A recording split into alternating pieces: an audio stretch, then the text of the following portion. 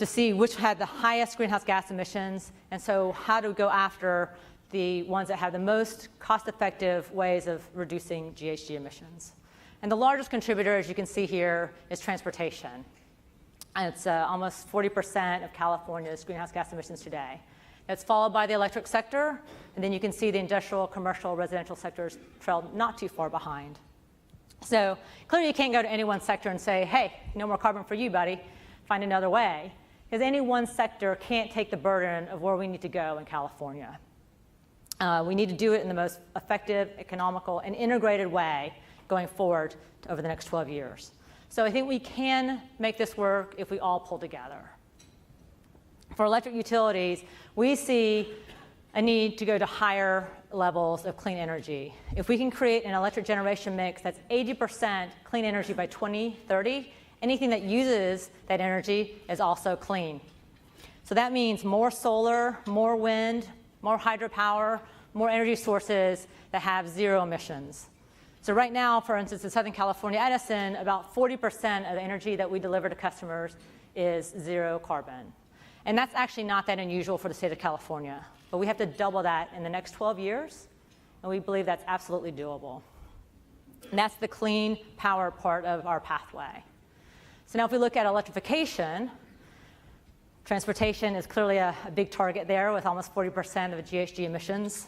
So the logical thing to do there is to transition to electricity and plug into that 80% clean energy I just mentioned and literally use the Earth's resources to propel us forward, using zero emissions energy to power zero emission vehicles.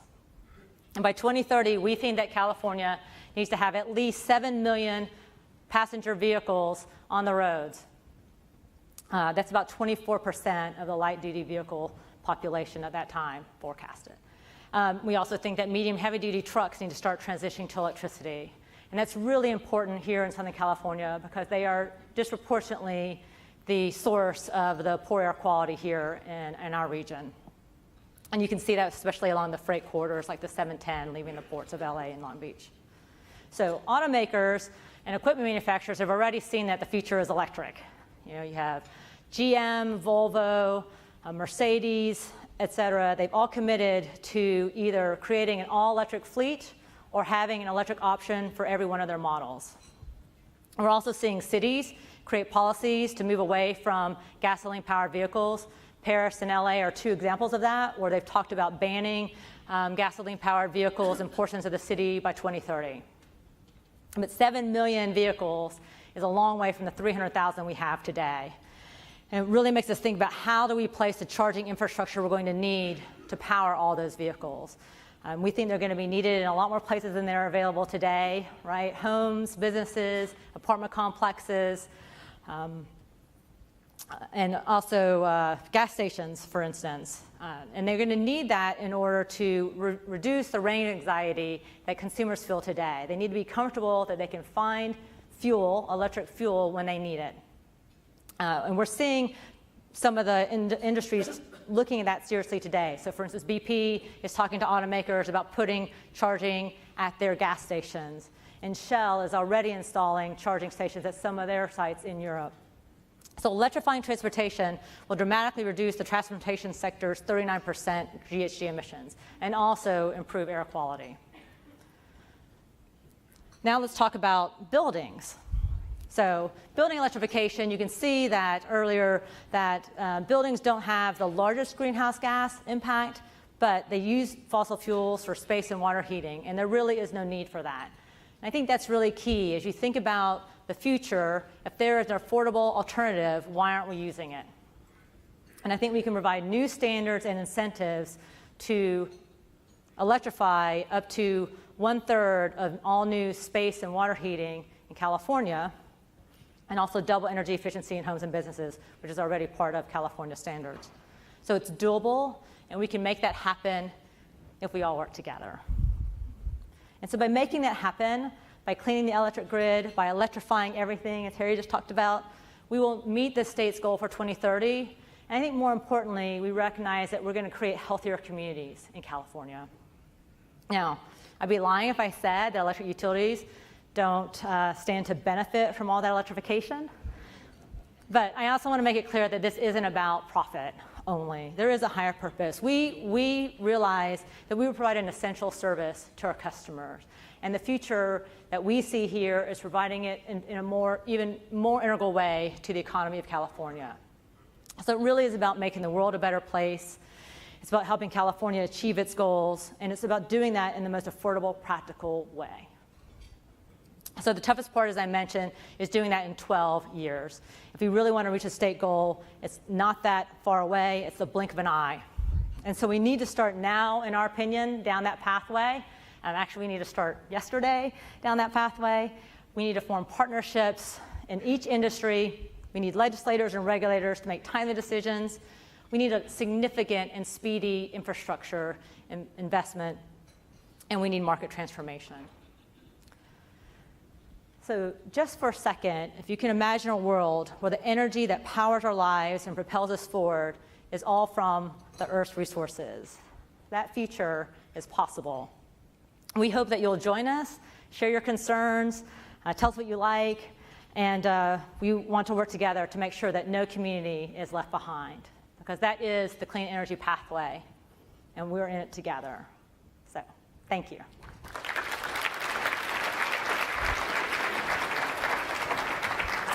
A couple of questions, Caroline. I was trying to get off the stage. I know. What's it going to cost to create all this new infrastructure? So we assume a couple things in our study. We assume the cap and trade program that California just extended to 2030. We assume that the Air Resources Board plan goes into effect. So at the end of all that, there is a cost. I assume it starts with a B. Well, I'm talking about just at the average customer level. We looked at from the customer perspective, and we projected that the average electric customer, and who was that today, and who was that going to be in 2030, but the average electric customer would see a bill increase of about $22 a month. But that would be offset by lower energy usage elsewhere, right? So less gasoline, less natural gas, and that sort of thing. So we do see overall benefit to going this direction.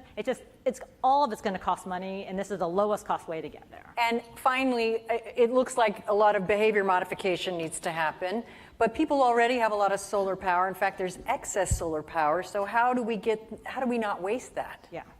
Well, storage is definitely part of the solution to integrating that renewable energy. Are you working on storage? We're working on storage. I mean, some of the things that you're going to hear next and what Harry's talking about is to use some of that cheaper solar power in the middle of the day because you have so much of it. So excess supply lowers the price. We need to leverage that. And all those cars, with the right pricing design, they'll be charging in the middle of the day, taking advantage of the lower cost energy. Ah, okay. Yeah. Caroline Choi, thank you very much. Finally, this crazy thing coming out of this company you're going to hear from now. California, among many things, is the #1 dairy state. We got a lot of happy cows in California. And I cover agriculture for CNBC. Agricultural methane is no joke when it comes to global warming.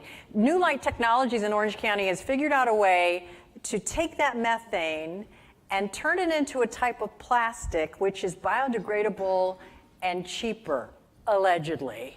We're going to hear more about it. Their Air Carbon product, which is out there now, won Popular Science's Innovation of the Year in 2014. I cannot wait to hear more about this. Here's CEO Mark Harema.